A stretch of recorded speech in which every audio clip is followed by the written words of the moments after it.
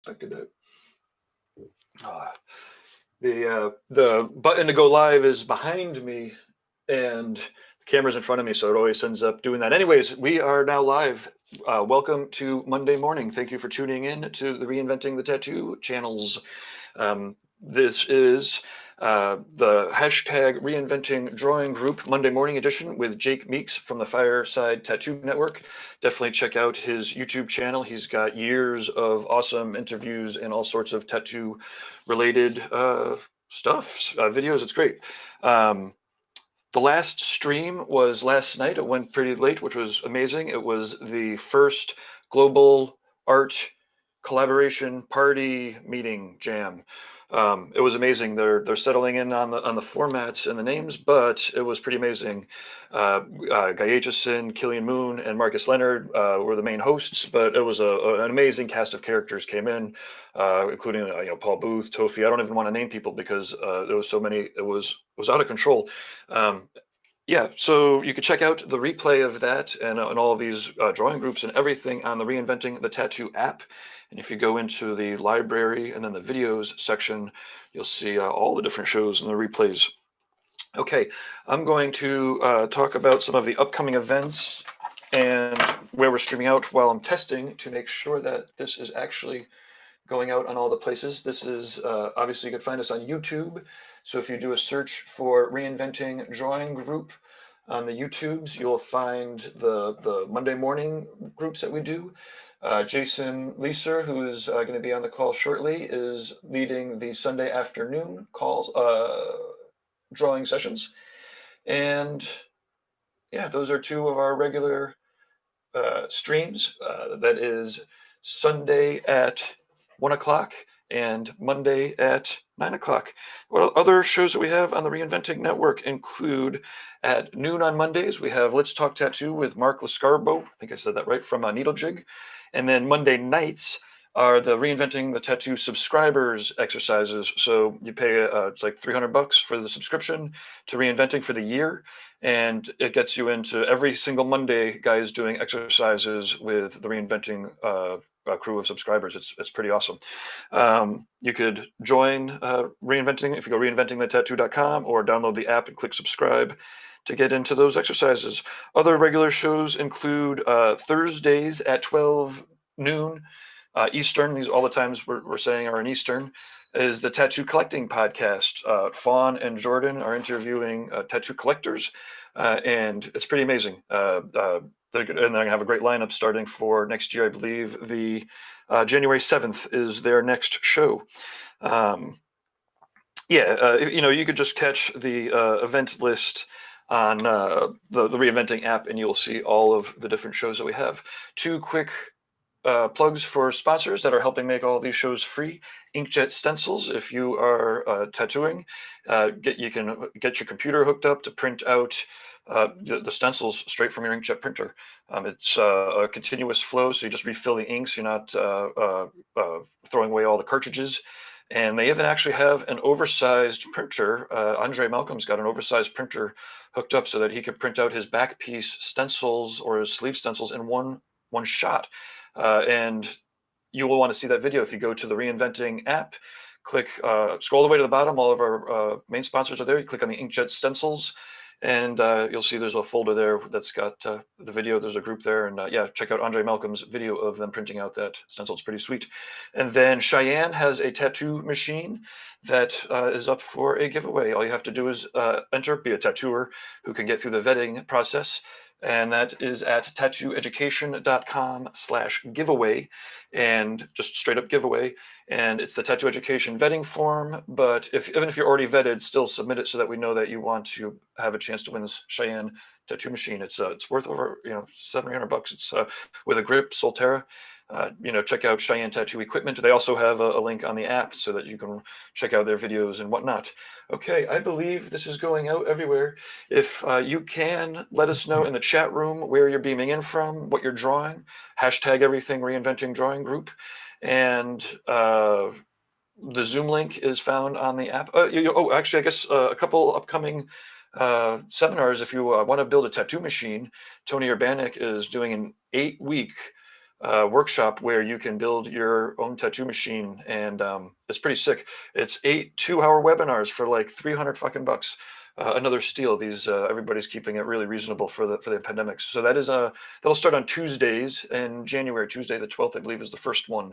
And yeah, if you want to build your own machine, the link is reinventingthetattoo.com/build a tattoo machine.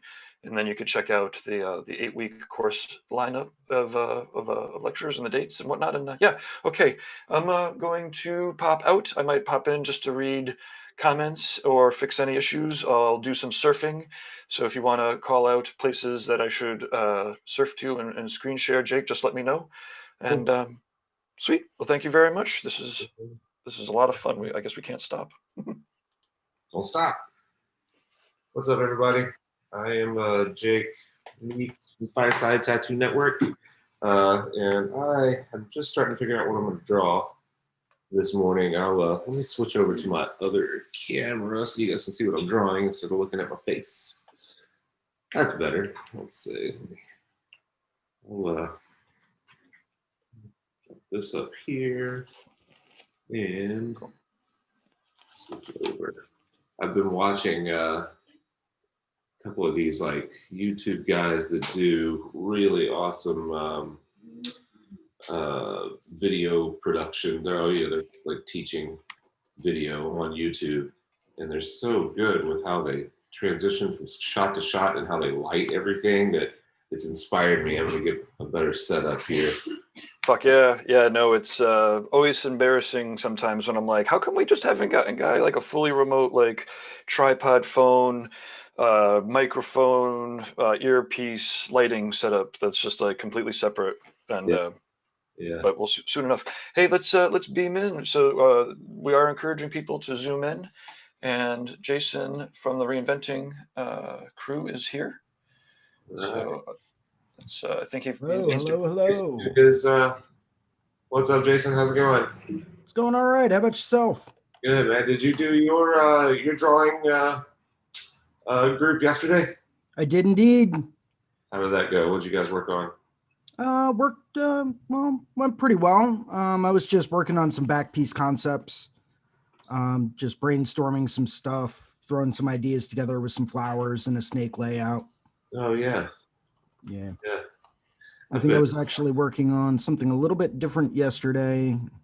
I think that's a different mock-up, but yes, it was. So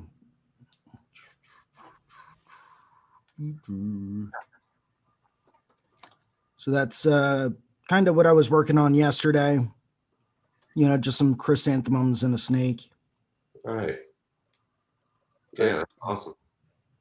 Nothing super crazy. And decided to go back through and revise it, make it a little bit more simple. That way it wasn't so busy.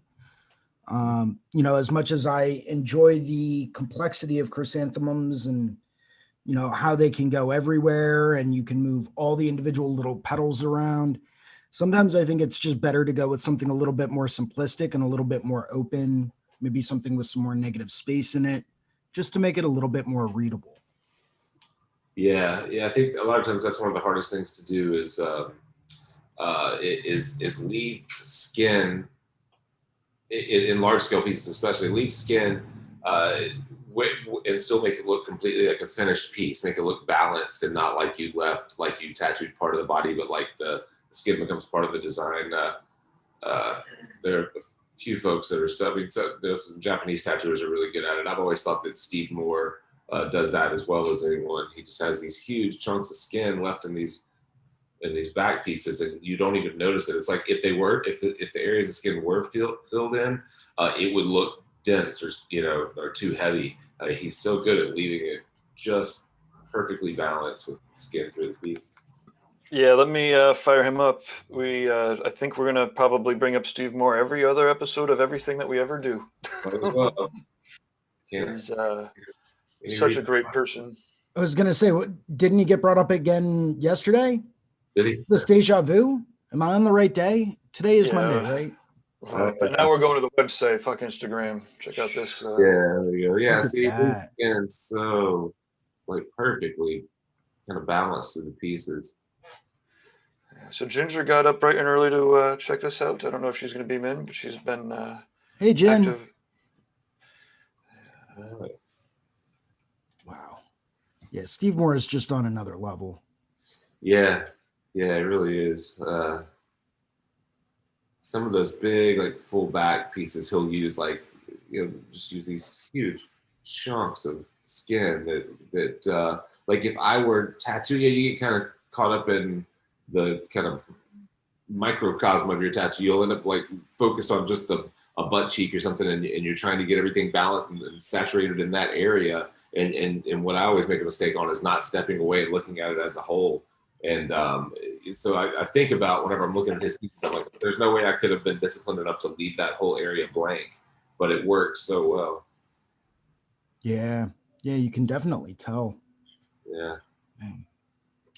Really, really nice. Yeah, and I think that's one of the biggest issues that plagues a lot of tattooers is that we don't take a minute to step back and look at the piece as a whole, especially when we're looking at, a much larger scale tattoo.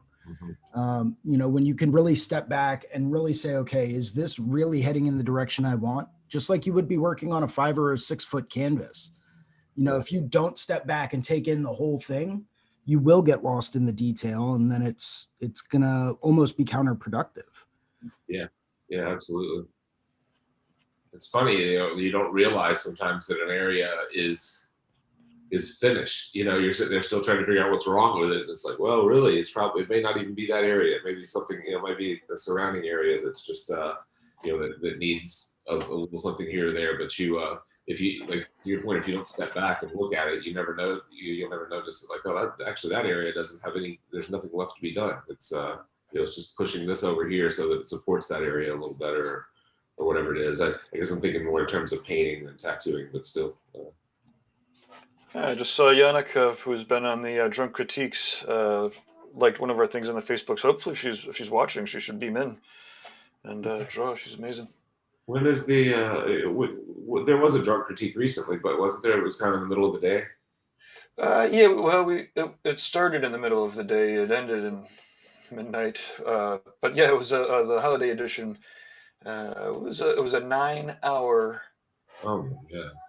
Epic drunk critique. Yeah, it got a little crazy in there. At one point, Joe Cap came in and he was a barrel of energy, and then Paul Booth beamed in, and it was Bob brought out the electric guitar this time, and it's but we'll have to figure something out. I need like an office or something to do that again. Or I don't need to do that again. We should just figure out how to get these things. 3 or 4 hours is a little bit more normal. Yeah. Or do you get in trouble with the family for drunk critiques that go that long and that loud? Well, it's rightfully so. It's not the quietest or the least imprint of activities, and it's obviously it's a lot more fun for the people that are engaged in it than the people that are listening to it, keeping them awake. Right. Yeah, and I don't understand. Like, I just have to shout. Some people are in Germany, some people are in Australia. So it's just like you have to shout to get the heard, all across the world like that. Right. Yeah. The few that I've done, I've definitely gotten some glares, some looks from my wife in the next room. It's one of the reasons why we would have an office somewhere, or a tattoo shop somewhere, somewhere, to do stuff like that. That doesn't interfere with family life. So let's see. So Patrick Boothman's also in the chat room. He's beamed in into a couple of these. Yeah, I recognize his name. How's it going, Patrick? He's doing pretty good. He says, good to see Jason's drawings developing. I'm trying. Is this is one that you were working on yesterday still? I've been like, it's weird. I get into these obsession modes where I will only try to draw like one subject matter, and I'll draw it and I'll draw it and I'll draw it over and over and over and over and over and over and over again until I really feel like I'm comfortable drawing it, even in my sleep. I did that with roses for a while. I did that with snakes for probably 3 years. where that's all I really wanted to draw. And that's what I spent all of my extra time doing, just understanding scales, how to really draw scales in a very quick manner, which can be very confusing. Yeah. So I just end up getting into these modes of focusing on one subject matter over everything else for a while, and just doing it to death. But by the time I'm done with it, I can draw them so well and so quickly that, it just adds to productivity, and I'll try to draw them in every style I can. If it's, more of a neo-trad style, more of a Japanese style, more of a realistic style, it doesn't matter which way I try to draw it. I just end up sketching so many times, the exact same thing that, it just becomes muscle memory. And that's how, like, I try to teach my own muscles that, hey, it's time to draw a chrysanthemum. Let's draw this. And they already know exactly what to do. Yeah. So right now I'm in a chrysanthemum phase, I guess you would say. Yeah, that's an awesome approach. I mean, there's no better way to learn what something looks like than to draw it, 100 times. I'll put my headphones up here so I can hear. Let's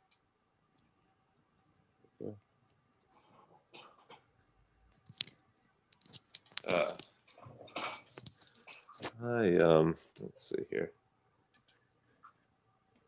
I think I've decided to work on this guy. I was a little slow to decide what I was going to work on, but this is something I'm working on Wednesday.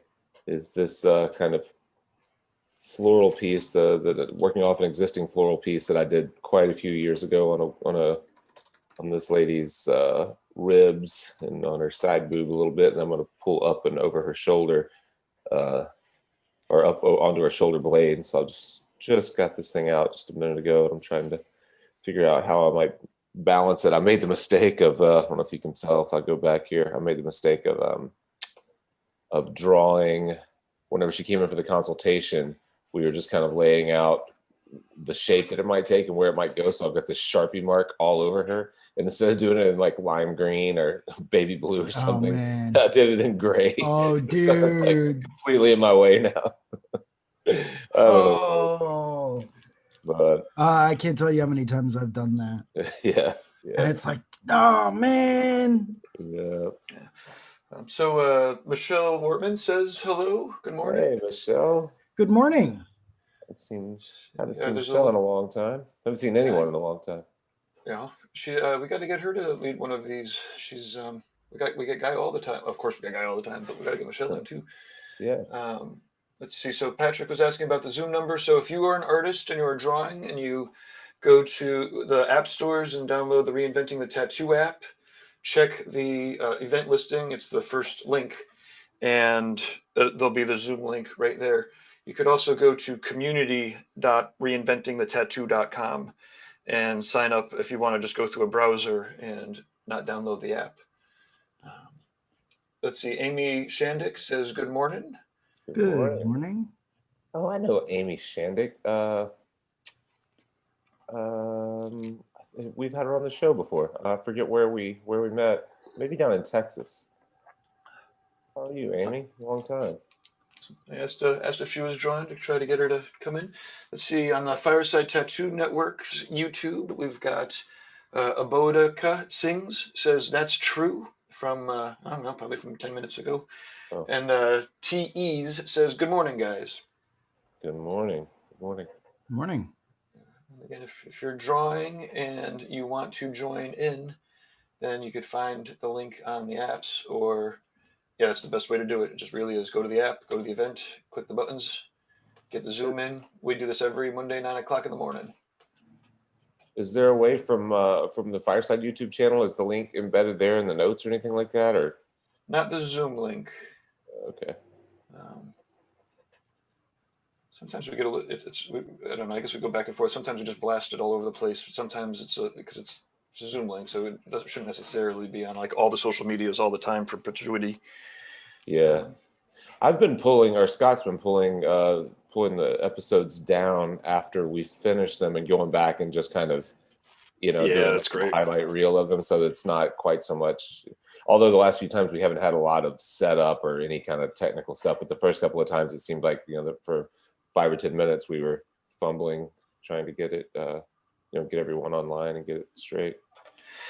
Yeah, it's good to do a little bit of a little bit of cleanup, at least with all the content items. As we get better at doing these live, hopefully there'll be less and less of that type of stuff. But because you could trim off things right inside of the YouTube, so we could keep the same video but just chop Yeah. off the first 10 minutes.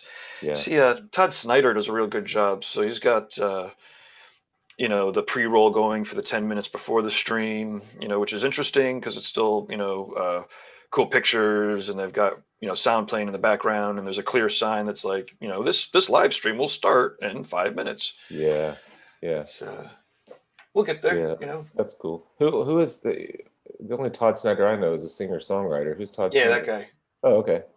Yeah, he's killing it with the live streams. I love Todd Snyder. He lived here. He lived here for a long time in Memphis. It's true. He talks about that. Yeah. Yeah, he's unbelievable. He's wicked fun.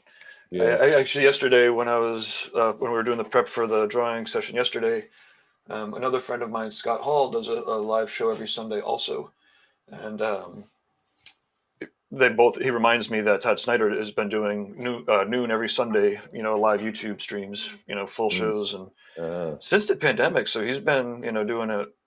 I mean, it's probably 20 shows now. Wow. Every Sunday for free. It's crazy. Yeah, that's awesome. Yeah, I've always been a big fan of Todd Snyder. He's such a great storyteller.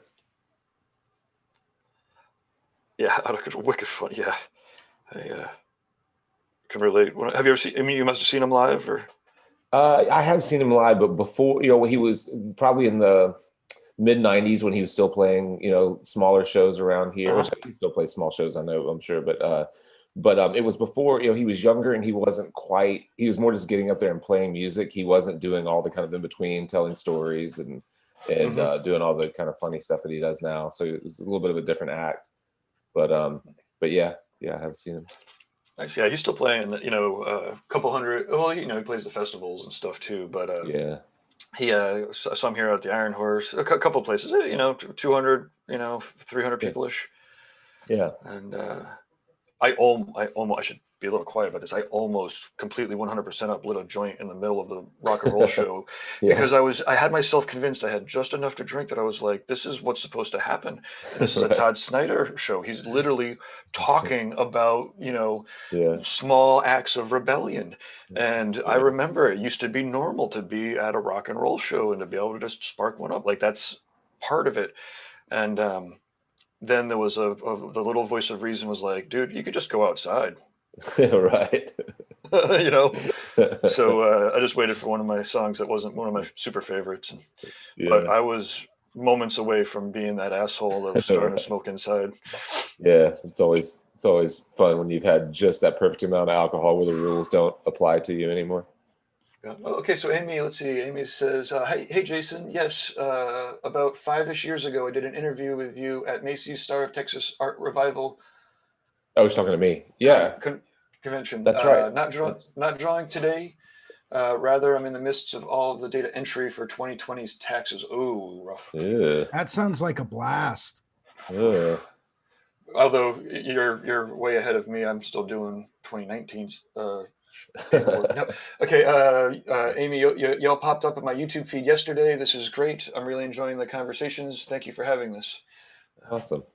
Yeah. I knew I recognized that name. I remember that. Yeah, it was at the Star of Texas thing at Marcy's show. Have you ever met Marcy Mulkinthan? I might be pronouncing her. I have not, but I know her by reputation. May have emailed and would love to get down to that show at some point. It's clearly one of the fun ones and good ones to get to.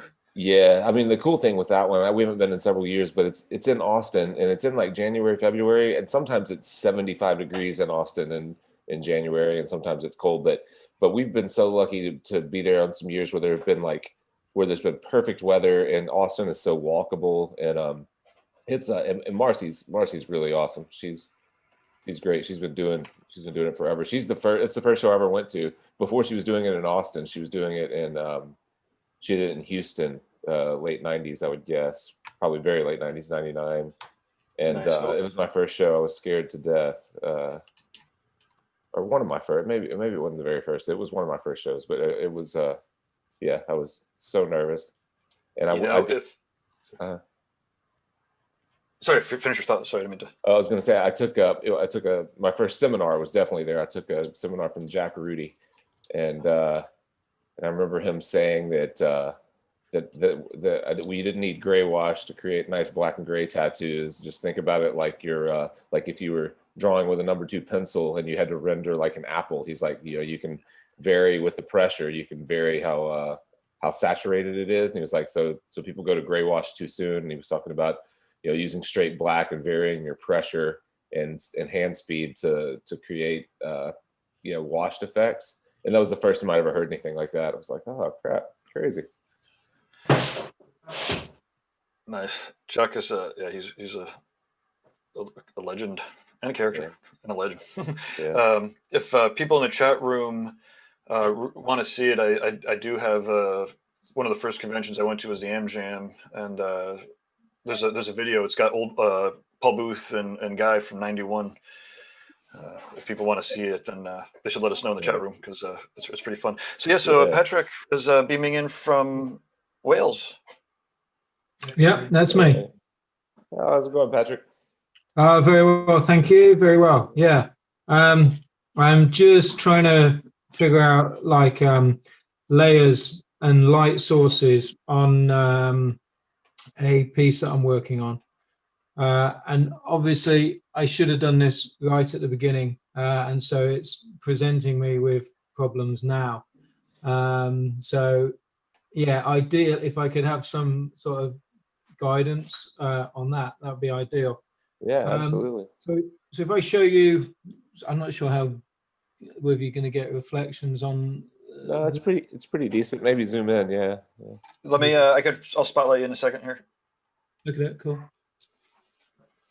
Okay. So is that me? Mm-hmm. Yeah. Right. Okay. So let's see how am I doing. So we've got a couple of layers. So if I get rid of them all one at a time, we'll be able to sort of see. So we started first layer. How's that?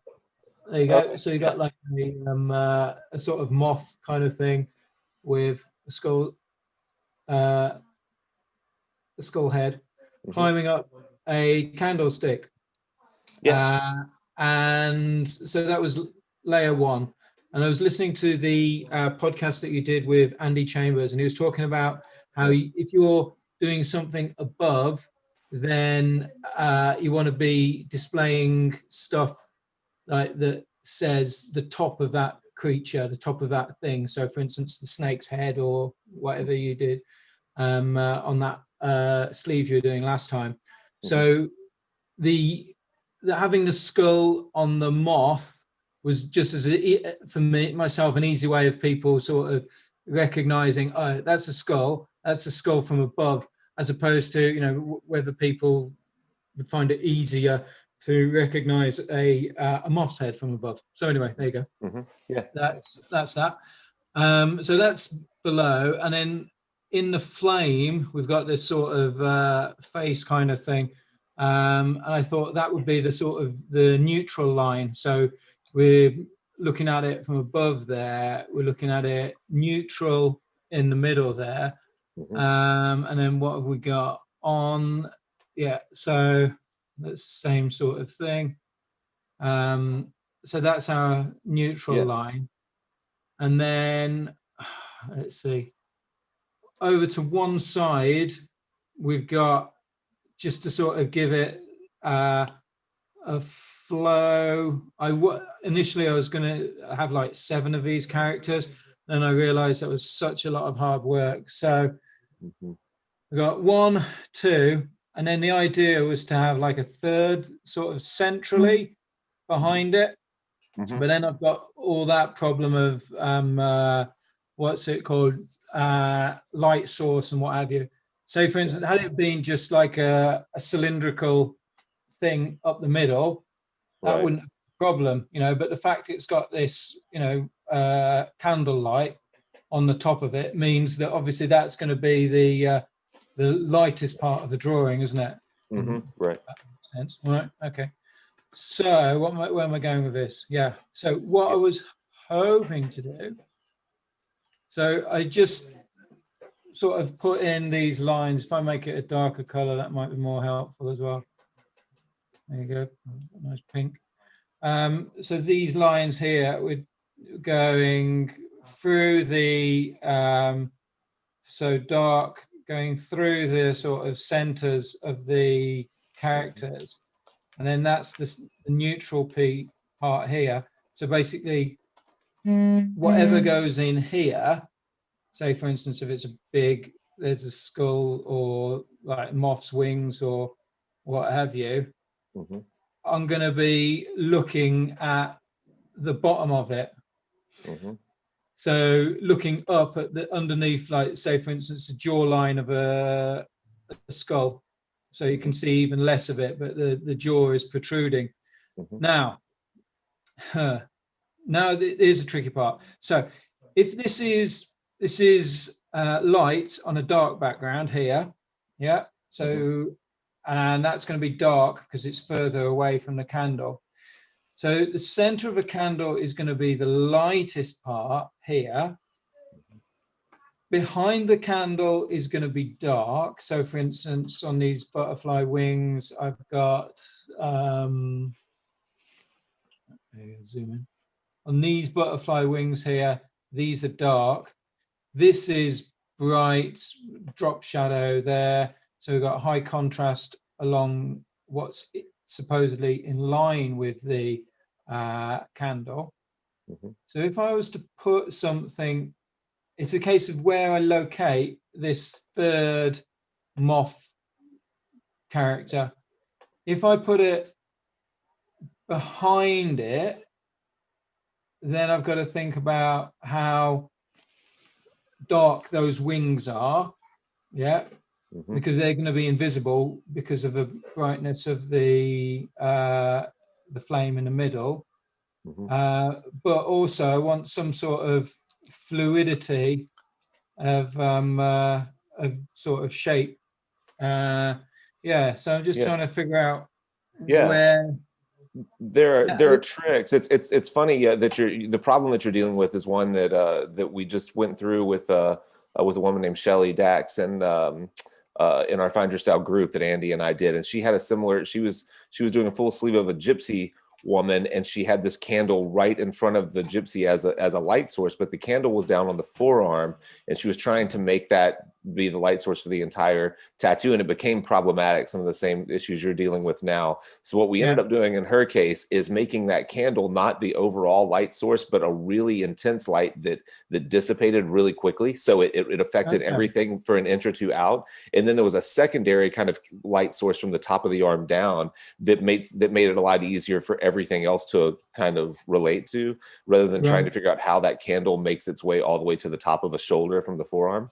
And then what we ended up doing in the candle was using basically just like bold color line work, around the flame and the stuff that was in the candle and the stuff that was just around it. So one solution might be, say, like the wings of those butterflies or the moth that's behind the candle. It could be light, and you could just use whatever color line or whatever you're going to use in the flame of the candle itself. Use that same line for, say, half of that moth wing, and then let it kind of like fade out to a darker wing, or you know what I mean, so that it's light but you can still see the edges of it. That's one kind of like tattoo trick to pull it off that works really well. So you're saying it's luminescent. It's not necessarily the brightest of candle lights. Yeah, or it could be incredibly bright and just dissipate really quickly. Typically, the brighter that a light source is, the more intense it is, the more it kind of, or the faster it dissipates. So that gives the look at when I do this talk in the Find Your Style seminar, I use a couple of Casey Baugh's paintings. If you look up Casey Baugh, Gabe, can you pull up Casey Baugh's website? you'll see he has a couple of, he did this series, we may have to dig a little bit, a couple of years back, where he's got like an overall kind of blue scene, a woman's hand holding a glowing orange light bulb, and you can see how like intense. The reason that light bulb looks so intense is because of how quickly it dissipates. So like an ambient light might bathe an entire scene, but a really intense light might dissipate really quickly. If we can pull, well, we'll see here. If you can just go to his gallery, let's see, art, maybe artwork up there on the left, and let's see. Go down to check nocturnes. I'm not sure which one it is. Maybe not. Zoom. Maybe go down a little bit. I don't think this is it. Maybe older than this. I can't remember. But you can kind of see even in that right there. See that orange light and how fast it looks really intense. But it doesn't bathe the entire scene. It dissipates really quickly. That's an oversimplified version of it. He's got some really well rendered versions of that idea. Shit's out of control. Yeah. What? Maybe go to what's the next one down? Not charcoals. What's that next one say above charcoals? Static series. I don't know. I forget the names of the series. Okay, this is the series. Yeah. I think. Yeah. Go down from here, and there's one of a woman holding a woman's hand holding an orange kind of light bulb. Yeah, I think this is the series. I saw these paintings. I took a workshop from him right when he was doing this series, right when he finished the series. There you go, that one right there. Oh. See that? See how quickly that light dissipates? Like it catches the kind of meaty part of the flesh and then on the hand, and then it's gone by the time it. Look at the fingers. Like it catches that first finger or the ring finger really intensely, barely on the second. By the time you get to the third, it's almost gone. That's how I would deal with candlelight. Right. Yeah. Because there's that blue light on the far side as well, isn't there? Mm-hmm. That just picks out the wrist and what have you. Yeah. So the blue light really is the ambient light that's lighting everything. Like it's the blue light's what you see on the table surface or whatever, and on most of her hand. And then that orange light looks so intense because of how fast it dissipates. Yeah, because you can make out the heel of the thumb, can't you? And so there has to be another light source somewhere, doesn't there? Yeah. Okay. Yeah. So that a lot of times that's a good way to make something look super intense, and then also avoid the kind of trick that you're trying to pull, which is tough, where it's like that ambient light, that candlelight has to catch each of those skulls from a different angle because they're all on different sides of it. And if you if you spread them out a little bit, you can maybe have it just affect them maybe just at the edge of their body, and then have the ambient light from the room, reveal all the rest of them so that their light source is consistent. And it makes it an easier problem to solve. Yeah. Awesome. Yeah. Right. Thank you very much. Yeah, no problem, man. Excited to see how that comes along. Yeah. No, it's good. I never would have thought of looking at the work of, say, a photographer. I'm assuming she's a. No, this is all paintings. It's all paintings. No way, really. Awesome. Yeah, they're all oil paintings. Oh yeah. Yeah, he's you should just get on YouTube and watch him go through a demo. It's amazing how fast his paintings come together. Like he just piles different colors and values in at one time, and then he just piles the paint up on the canvas, and then he just uses dry brushes and kind of scoots it around to create something. It looks like mud that just kind of sculpts into a believable image. It's really cool. Nice. Yeah. Thanks for the pointer, Jake. The other thing was you've posted a fireside tattoo thing on YouTube recently, the PACT. Oh yeah, that's the thing that they're starting in California with Guru. Are you going to post that onto Apple Podcasts soon? Yes, it should definitely be up there. If it's not already, I'll make sure it's up today. I personally am not posting them, but I wonder why it's not already on there. Okay. If it's not, I'll get it up today. I appreciate you letting me know. Yeah, it should be on. It should be on all of them. Stitcher, Pandora, Spotify, all of them. Within a day or so of being on the video. Yeah. No, it's just my preferred sort of. That's how I sort of get it all done. There you Yeah, go. yeah. Thanks for letting me know. Yeah, that was good. We did that with Alex Eubank, who I first met. He's not a tattooer, but he handles all the social media and stuff at Guru. And I went there and did a guest spot a couple of years ago, and he was awesome, man. He set up all of our interviews. He set up my tattoo appointments. He just did everything. He chauffeured us around everywhere. He's like such an attentive guy, and he's the perfect person to be heading up or working on this pact idea, because it's definitely something that tattooers need, especially in California right now, but really everywhere. Yeah.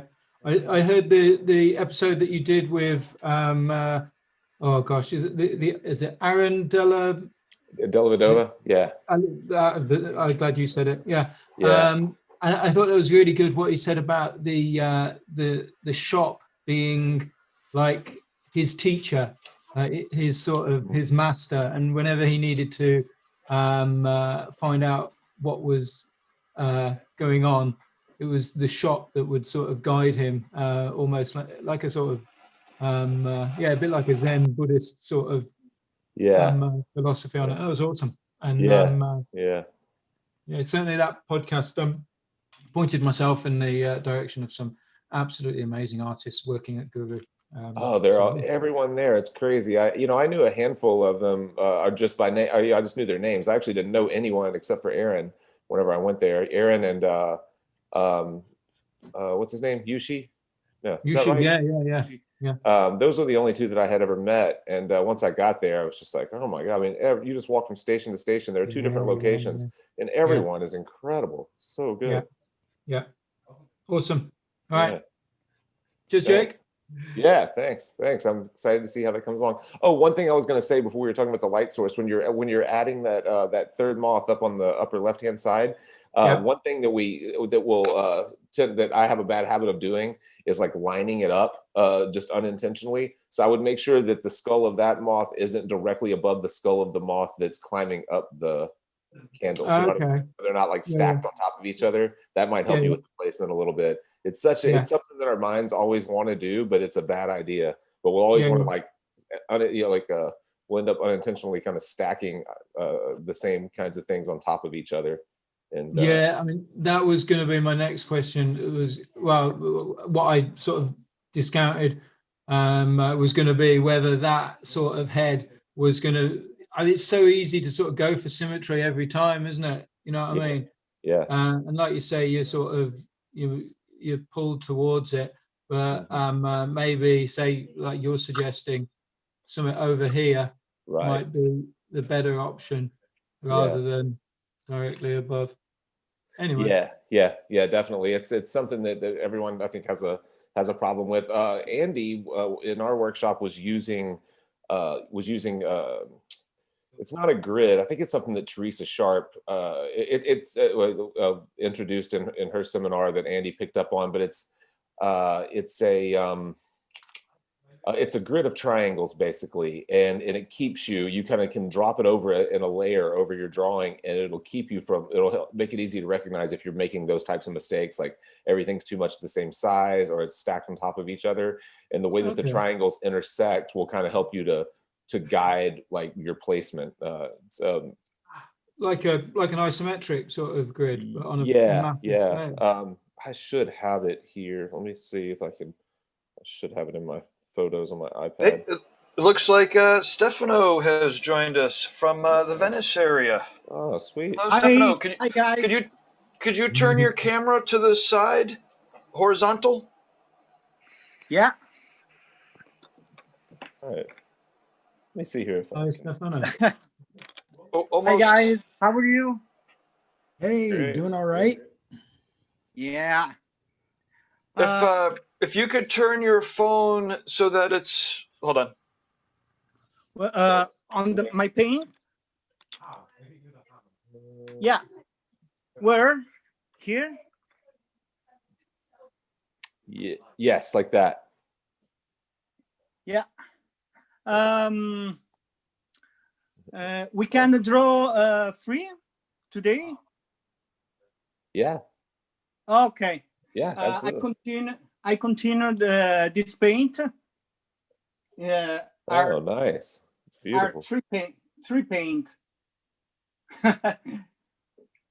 3 little paint. Oh, super cool. Very nice. Yeah, I love that. Look.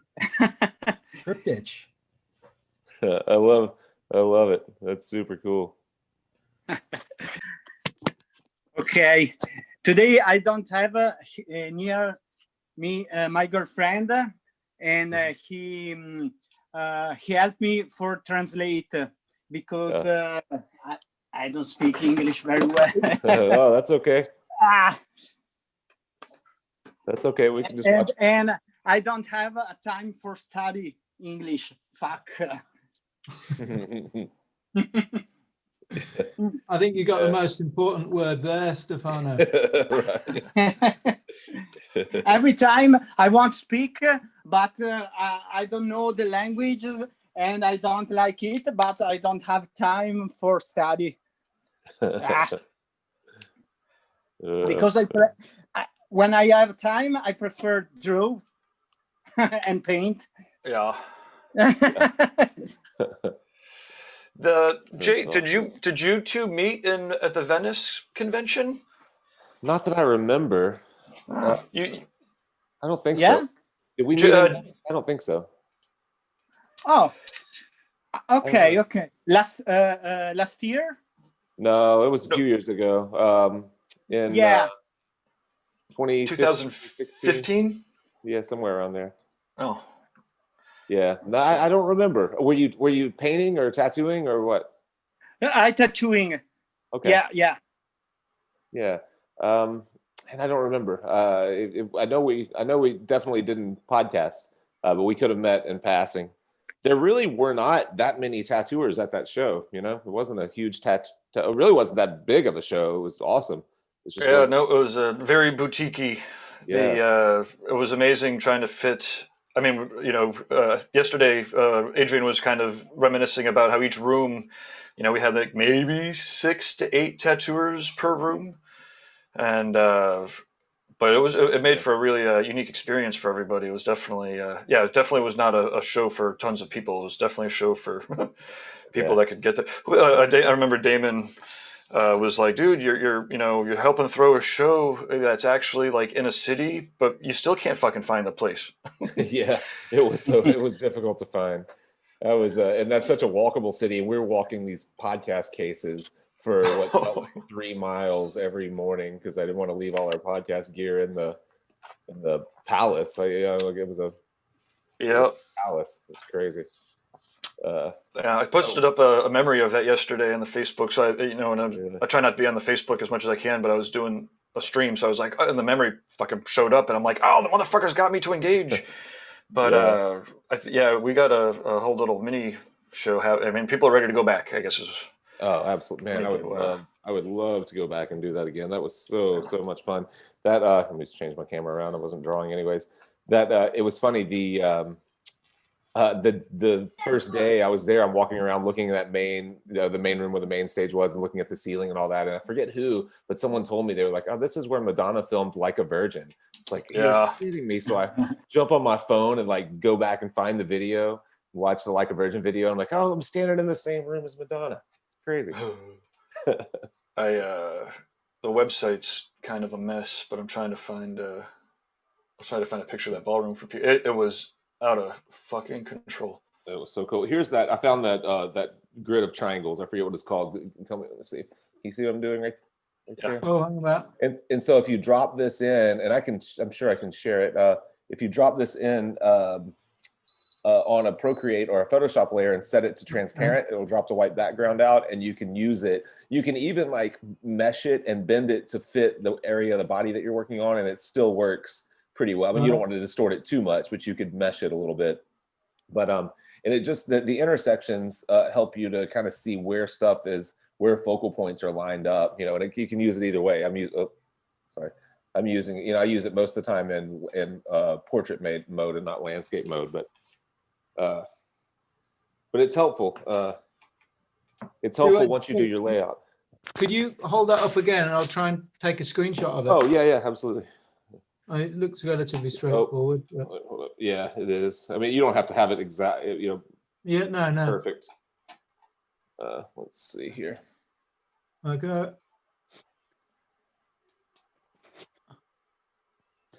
Got it. Come on. Okay, yep, got it.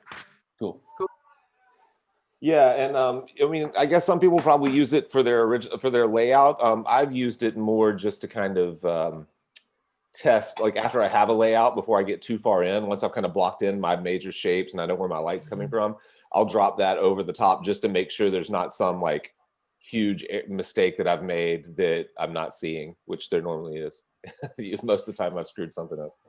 But it's better to find that stuff on the front end. Yeah, absolutely. Yeah. This is Awesome. I've got some Venetian tattoo gathering that's our old logo footage right here. Yeah. Oh, okay. That was yeah. Oh yeah, that was from your interview. That was like the first time that I don't know if it was the first time we met, it was the first time we actually talked. Yeah. This was so crazy. Look at that. Oh, and the party. I remember the party. That was nuts. Yeah. Oh yeah. Yeah, that was so cool. Oh yeah. Yeah, that was such an awesome. Oh, that's where Boris. I remember when they were hauling in all this shit for the party. It was actually, you know what? Let's see here. Venetian. I was like, do we really need to go all out like this for a party? But it was worth it. It was crazy, so crazy. Yeah, there we Yeah. So what year did this come out? Okay, that was beautiful gathering. Yeah, it definitely was. It was so cool. Yeah, there's that party. Holy crap. Yeah, that was nuts.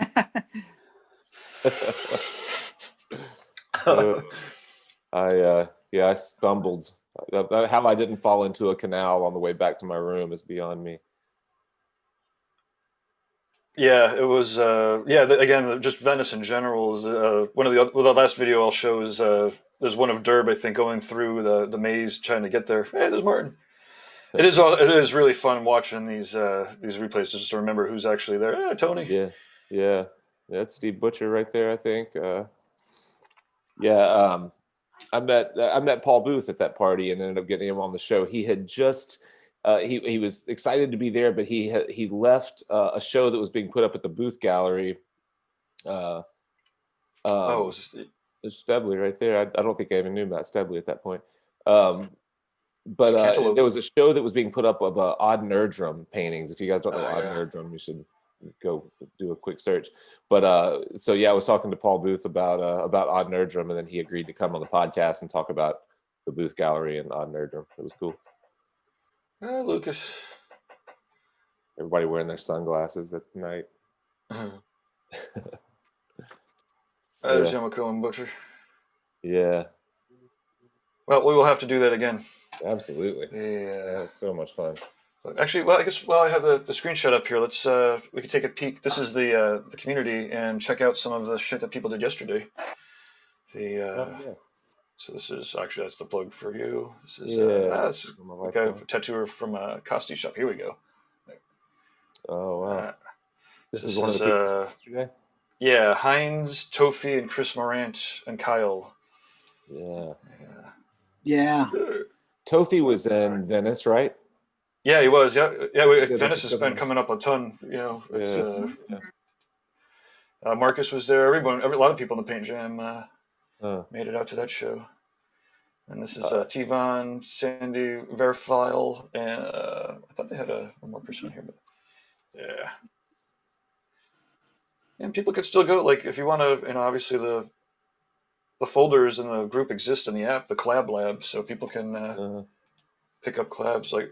Like Matt Jackson here is asking anyone interested in doing another digital collab, he'd love to, just hit him up. Yeah. And, let's see, Sandy's, and Sandy worked with Chris Hall and Casey Ball. Nice. Yeah. Casey Ball. I heard you say Casey Ball yesterday, a few days ago, and I thought you were saying Casey Ball. I was like, wow, is Casey Ball jumping on these? Nope, not yet. Let's see. So in the lab here, we've got the collab lab, and then the Dropbox is here. If you come in here and ask for permission, then we could Oh, so you can just look and see what someone has started, and then ask if you can work on top Yeah, of you it. just don't even. I mean, you can just download it. Just grab it and Fucking go. work on it. Yeah. That's really cool. Great idea. So this is all like Killian, Guy, and Marcus. Yeah. That's really awesome. Yeah, we missed you last night, Stefano. You would have. You got to get into the app. This is the collab of yesterday. Yes. See. Wow. Bellamisio. The parents and relatives at home yesterday night. Yeah. No paint. Wow. Yeah. How Family many first. How many collab yesterday? I don't How even many know. There was, that's the same question our potential sponsors always ask, and I'm always like, a lot. It was awesome. Lots and lots. It was great. You can't tell how many people are on it. Yeah, there was a couple hundred here, a couple hundred there, a couple hundred over there, and a couple hundred here and there. But saying a couple hundred here and there is not. They want to hear like 1,000, 800, 500, 10,000. Wow. We'll put it together at some point, but. Yeah. Then all of a sudden it's time to sleep and time to wake up and then do this. Right. Yeah, I wish I had jumped on last night. I didn't really. I made a comment. I saw that Marcus put something up about it, and whatever the title was, Biomech Worldwide something. I was like, meeting. Oh, shit. He called it a meeting. Meeting. The global meeting. Yeah. The global meeting. Yeah. I was like, well, that sounds serious, but I didn't really know what it was. That's super cool. All right. Well, it is about my time to check out. I've got my workout class in 30 minutes, but man, this was a fun one. I appreciate it, guys. You did get a good comment on the Facebook. Someone's let's see here real quick. This is Katie Months. First, I'd like to say thank you very much for putting out such useful content. Shit, that was an exclamation point. First, I'd like to say thank you for putting out so much useful content.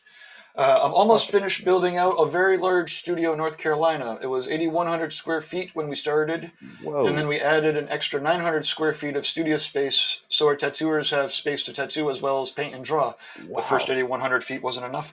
We needed 900 more. Woohoo! Wow. There's both gallery and 1,500 feet of event classroom space.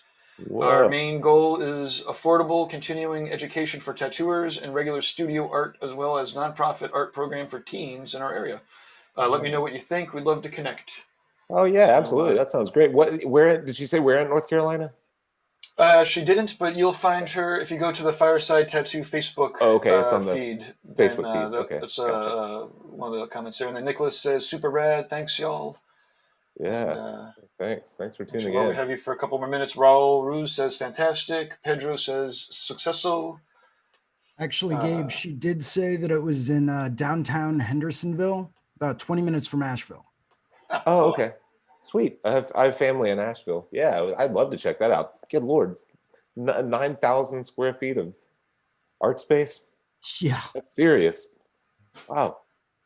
Yeah, absolutely. I'll find her on Facebook and reach out. I love that. I love that. We were actually just in Asheville over Thanksgiving, or Black Mountain, which is right next to Asheville. That's when I was telling Guy the other day about going to see Lynn Boges's exhibit in Asheville, his paintings. I got a bunch of video. I think I told Guy I was going to share with him, and I didn't. I need to pull it off my phone and share some of those paintings in real life. If you guys don't follow Lynn Boges, Boggess, I think, on Instagram, his plein air landscape stuff is. You said Lynn? Yeah, Lynn, Lynn. I think it's just Boges Fine Art, BOG. I don't know if there are two G's, Boggess. Yeah, I'm here. God damn. Yeah, they're so crazy. They're big. Look at it, it's just big chunks of paint. They're crazy. And as beautiful as they are right there in real life, you just can't stop looking at them. They're amazing. But I've noticed, I've followed Lynn for quite a while, and I've noticed the Guy comments or likes basically everything that he does. So I was like, oh, I need to remember to tell Guy that I got to see his work in person. Yeah, crazy. Yeah. Yeah, he Hell has this yeah. video on YouTube where he goes through and he actually has to build his setup. He'll do he camps. He'll do like a 2-day plein air, and he'll have to build like a platform because he's on a creek bed, so he's having to like drive 4x4s into the creek bed and like lay plywood out over it, and then build up a wall for his paint, for his canvas to hang on. It's really really crazy. I don't think he has yeah, this is it. Yeah, it's not super long, 9 or 10 minutes, but yeah, he's like dragging this stuff around. He's got this custom little trailer. it's nuts, man. The guy is like, see, look at this, like just dropping this platform down, leveling it up in the creek bed. So good. Oh, look at it, Jesus. Yeah, it's nuts. And for like seeing as much paint as he uses and as much work as it goes that goes into just getting to where he can paint, those paintings were like in the $15,000 range, which I thought Holy was Moses. super affordable. Like he's probably using $900 of paint on a Right. single painting. Look at it, they're so cool, man. It's like, Oh, just gonna pull it all down. pull it all down, pack it back up. And one thing, that paint's just hanging like an inch off of the canvas. And one thing I was thinking of is how difficult it must be to like get it, transport it back home after it's finished. Like how he's keeping it from touching, something else. He has some type of custom holder that he built that keeps the face of the canvas. He didn't show you that. No. Any of the biters are going to go out there, they're going to like copy the whole thing, and then they're going to get the painting. They're like, how the fuck do I get this out of the woods without all the leaves attaching to it? Yeah, exactly. I was talking to the guy that runs that owns the gallery that's represented him for a long time, and he said sometimes they do have big marks where they've caught a branch or bugs that get caught in them or whatever else by the time they show up. Like, yeah, super cool. But all right, well, guys, I'm going to check out. I'm going to get to my workout class, but looking forward to doing it again next week. Good Cheers. to see everybody. Cheers. Thanks again. All right. Bye. See you. Yeah. Bye. Thank you. Thank you. Cool. Well, maybe we'll go for another 5 or 10 minutes, and everything's looking pretty damn cool. So it's hard to shut off. But Sounds like a plan to me. I'm gonna boost up Stefano. Go through a spotlight here. Sorry. No apologies. We just showing you big to paint. Okay. Stefano Grande. Grande when studying English. Every time I hate this. I hate so much, but with the shop, I don't have a time for a study, and I hate this because when you do this events, I want to speak with all, but I can't, and I hate this. You do very well. I understand that it's frustrating, but we're very thankful for the energy that you're able to spend. I like so much paint with you, with the other artists, and I like these events. They are very great, Gabe. Cheers. Well, thank you for putting in your energies and doing the amazing artworks. You know what? I'm going to find you in the bio Bible. I'll be right back. Yeah. Are you in lockdown or are you in holiday for Christmas? I mean, me personally, I'm still working. Right now I'm on holiday, but the studio is up and running, so we haven't actually shut down due to anything lately. But I'm also on the East Coast.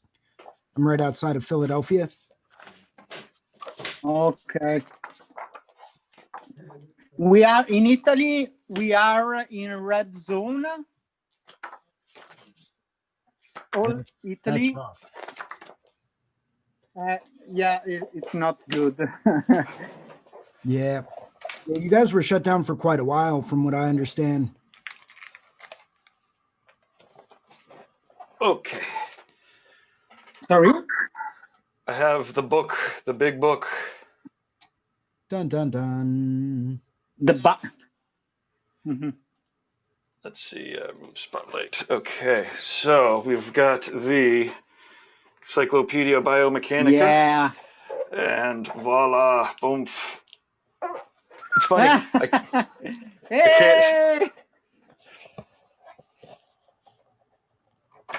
It's a honor. oh, by the way. Yeah, a big honor. Oh, okay, yeah. It's right here, bio. It's crazy. That's awesome. when Guy was One guy was guy very happy to meet you the told other me- day. Oh, me too. One guy wrote me, and I read. I say, what? Me? Really? Yeah, Very, well, very, very good.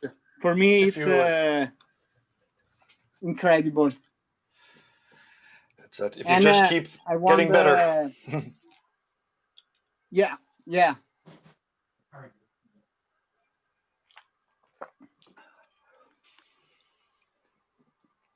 How long have you been painting, Stefano? For this painting, No, Oh, no, in no. Like for oils, like 10 years, 5 years. no, I think 8 years. I started 8 years ago with the oil, and last year I started with acrylic, and now I study acrylic. This is acrylic. Okay. The other of the last session is acrylic. The big paint of the last session. Do you remember? Yeah, yeah. This is acrylic, and yeah, with lockdown, I work with oil. In lockdown, I work with oil and acrylic, and I Nice. did 13 canvas. I 13, work huh? hard. Nice. Yeah. And are they for sale or Sorry. do you sell them?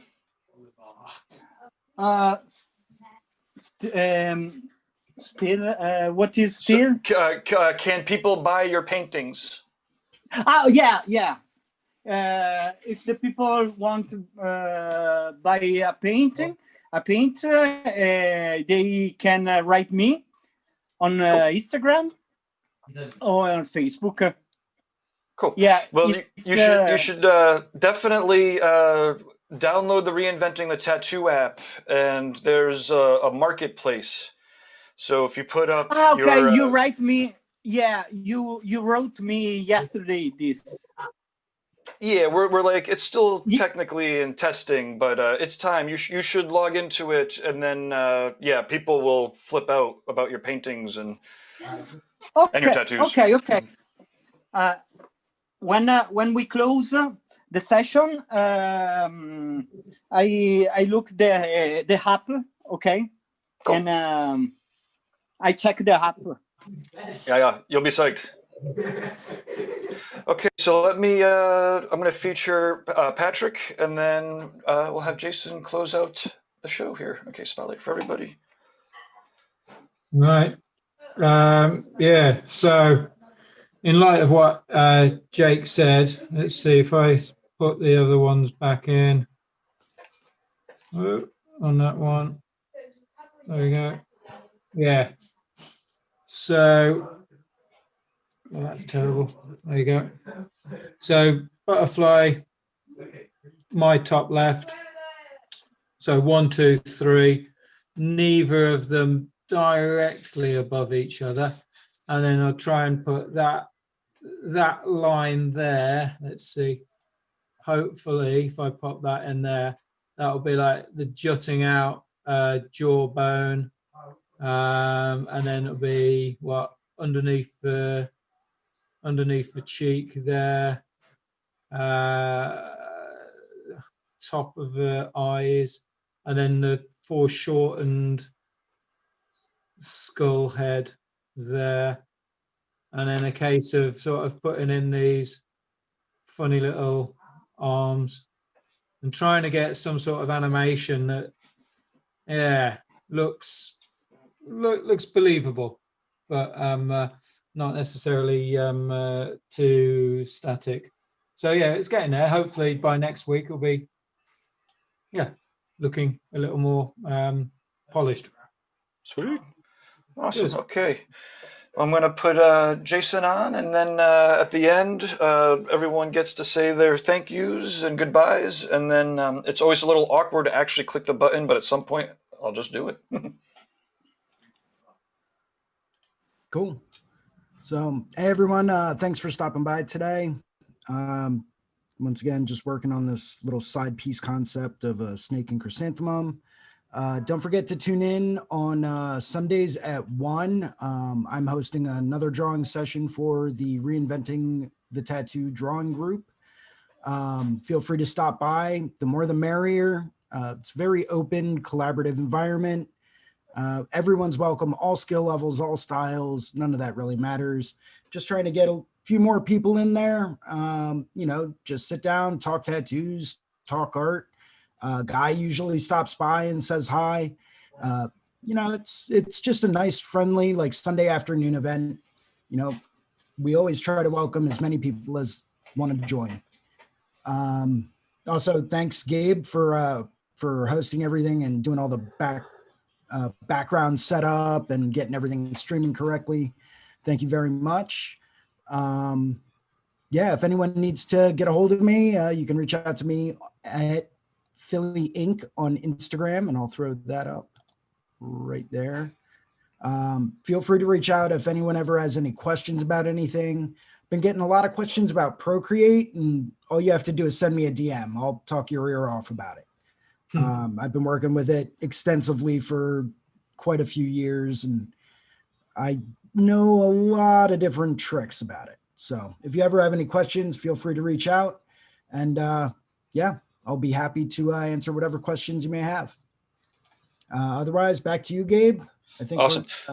We're good. Well, hey, thank you. Thanks again, everybody. Tonight is, as every Monday night, is the Reinventing subscribers group. So you should definitely be joining. And if you have already joined and we need to connect your app subscription to your Reinventing subscription, then just shoot us an email. Sometimes I see them pop up in the chat rooms and I could help, but ultimately we have the app and the subscriptions. We just need to connect the two.